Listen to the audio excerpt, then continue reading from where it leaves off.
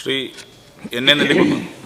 Sir, Kerala ഹൈക്കോടതി division bench 2024 December 6 state disaster response ഫണ്ടിൽ ഉള്ള തുകയെക്കുറിച്ചും വിനിയോഗത്തെക്കുറിച്ചും വിശദാംശങ്ങൾ സമർപ്പിക്കാൻ സംസ്ഥാന സർക്കാരിനോട് ആവശ്യപ്പെട്ടിരുന്നു. കോടതിയുടെ ഒബ്സർവേഷൻ ഇതായിരുന്നു sir. Nobody knows what is to be given and how much.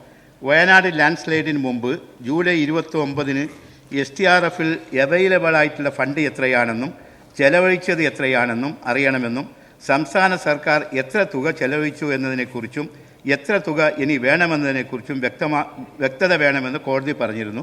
ബഹുമാനപ്പെട്ട മുഖ്യമന്ത്രിക്കും സർക്കാരിനും ഈ കാര്യത്തിൽ എന്താണ് പറയാനുള്ളതെന്ന് വ്യക്തമാക്കാമോ? സർ, ബഹുമാനപ്പെട്ട അംഗം പഴയ കാര്യത്തിൽ നിൽക്കുകയാണ്. കുറച്ച് പുതിയ കാര്യത്തിലേക്ക് കൂടി വരണം. ഇത് മനസ്സിലാക്കിയ അംഗത്തിന് ആ കാര്യവും കൂടി മനസ്സിലാക്കാമായിരുന്നില്ല. ബഹുമാനപ്പെട്ട ഹൈക്കോടതി ഈ കേസ് എടുത്തപ്പോൾ ചില കാര്യങ്ങൾ ചോദിച്ചു എന്നുള്ളത് ശരിയാണ്. എല്ലാ വസ്തുതകളും ഹൈക്കോടതിയുടെ മുൻപാകെ സമർപ്പിച്ചു. പൂർണ്ണ തൃപ്തിയാണ് ഹൈക്കോടതി രേഖപ്പെടുത്തിയത്.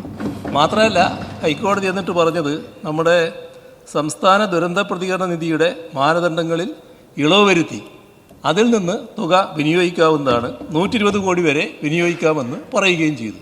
അപ്പോൾ പൂർണ്ണമായ അംഗീകാരം ഹൈക്കോടതി നൽകിയിരിക്കുകയാണ്.